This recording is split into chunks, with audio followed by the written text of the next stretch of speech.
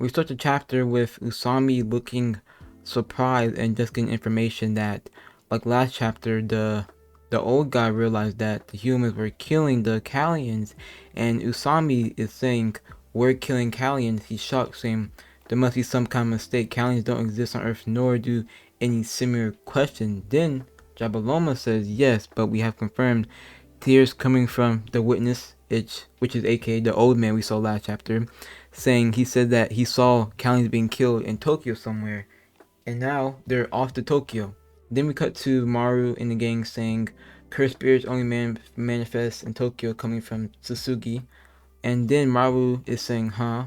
Yuka is saying when the government had to publicize the existence of cursed spirits because of the calling game, which we know was on TV national, everybody knew about that. They lied and said that they only appear in Tokyo, which that could be right, could not be right. And then they're walking up to a little hut, which saying we help limit the leakage of cursed spirits energy to Tokyo, an area to the public have no access to, so that lie affected because the truth still doesn't mean that cursed spirits never manifested outside of Tokyo. Then you could say that's why. And we see that she is coming up to this shed, which we know back in the original, we do know that these sheds had these little, like, they had the Sakuna fingers in it, like bubbled, like wrapped up, and there was a note on it, right? And when they opened that shed, it's the same thing. It's wrapped up. Now we don't know if it's a Sakuna finger, because back at the end of the original, there was one Sakuna finger wrapped up to the shed. So this could be the same finger back then, 68 years in the future, or it could be a new type of special grade item.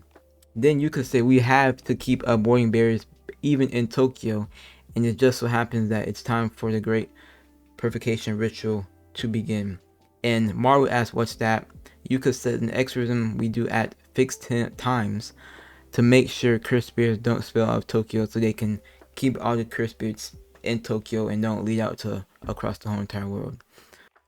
Then after that, we cut back to Tokyo, called Tokyo the Inhuman Makyo. I think I pronounced that right. Which is just a whole bunch of curses, buildings destroyed, webs, babies. You see a worm here, spider, looks like a cow, with horns, and then you see a flying whale, which is just crazy. And we get cut to this new character called Yakamaru, which him and another third person are they're killing the curses, and they're basically having a competition, which they're calculating who gets the most points off of these curses. Then they go inside the building, which they realized that on top of the building there's these bats is hanging from the ceiling, and there's also these hands leading to a door. And then when they open the door, they hear some words coming from inside the door, and we see this person talking about, "That's a good boy. Where'd you come from anyway?" Talking to somebody. Then in the next panel, we get a cut of a Sumerian, which right behind him is this cursed spirit, which is licking up on him. He's holding him tightly, and that's the same person we saw like a couple chapters ago. Which, he's this person who didn't like the whole entire relationship with humans.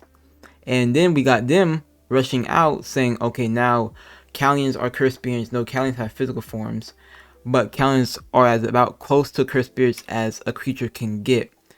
And now they're headed to Tokyo, which basically that's saying that the old man probably saw a cursed spirit dying and not a Kallian. And that's what we just saw, the cursed spirit looking up on the Sumerian, because the Sumerians praised the Kallian, so he probably thought it was a Kallian, but it's really a cursed spirit.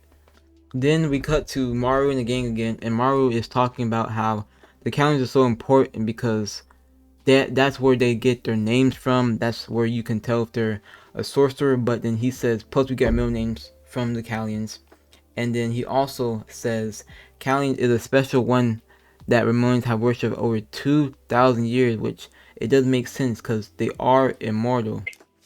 Then we cut to Yakamaru and Cross, and we get a better look at Yakamaru's his weapon, which is basically just it's a weird looking gun, you could say. And he's saying, "Cross the back up, let me handle the curses," which all the curses that I just talked about are near the building and they gotta go wipe it out. Then we get ran up on by some Sumerians, and Yakamaru is, while he's fighting the curses, he says, your side made a move first. Then, out of nowhere, we see the words, wait, saying Usami's cursed speech is here before Yakamaru is about to shoot all the Sumerians over a misunderstanding. And then he comes saying, what are you, he's saying, everyone calm down, the ritual is suspended.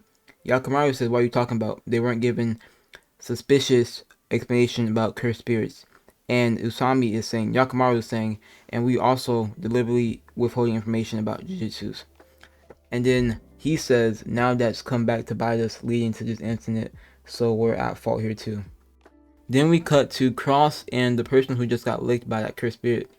Cross is saying this is a cursed spirit, not a Kaylan. And then the guy is saying, you've got to be kidding me. Like, I'm just going to accept that. Look at my eye. His eye is crying because he just witnessed all the Kalyans, which he thinks were Kalyans, all of them got dead. And then Cross said, if it was truly a Kalyan, the strain of those tears would be way worse. He would be crying way more. Look at the corpse. And he looks at the corpse and he realized, okay, it disappeared because when they die, cursed spirits are the collective manifestation of Rola Kleka that Japanese unconsciously leak out. They're not Kalyans, Cross says. And then the guy said, even still, you could hear their voices too, couldn't you? Please, Osuki, hold it together, coming from Cross. I'm begging you. And then Japaloma says, I'm terribly sorry.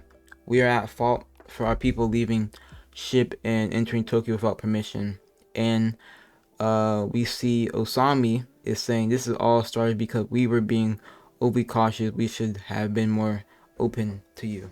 And we have Yagamaru and the guy wondering why both their leaders are apologizing when they. Then in the next panel we see Cross getting shot by Yakamaru saying why. Osami is saying why did you shoot him, and then Yakamaru is saying he reached for his weapon, he made the first move. And then we see the same Sumerian saying I'm going to kill you, and everybody's saying him to calm down, don't stop with Jabaloma. Him and all the other Sumerians want to fight the human because they just shot Cross for no reason. And then we see the humans are saying we must protect ourselves. Everyone just wait, coming from another guy, another human in their back. And they're saying, what are you doing? And then everybody stops, refuses a massive aura. The Burra pops up and the chapter ends like that. My theory is the Burra is going to either kill Yakamaru because an eye for an eye. He's going to either torture him again, like, I don't know, shoot him again, or he might just honestly, because he's not the same race as them, so he honestly might just not care enough, be like, whatever, y'all do y'all, I'ma chill and do my own thing. And he might try and, you know what I'm saying, calm the situation down and saying, yes, we were wrong, these are cursed spirits, but it's also their fault for not telling us about cursed spirits. If you enjoyed the video, don't forget to like, subscribe. I'm gonna see you on the next one. Peace.